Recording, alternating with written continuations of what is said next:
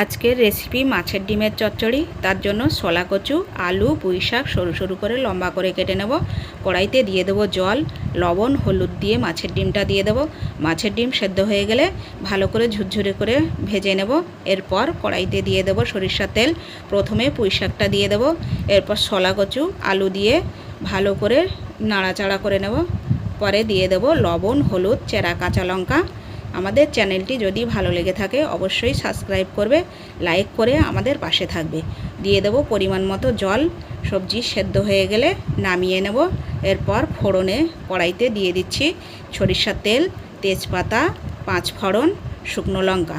ভেজে রাখা ডিমটা দিয়ে দেব।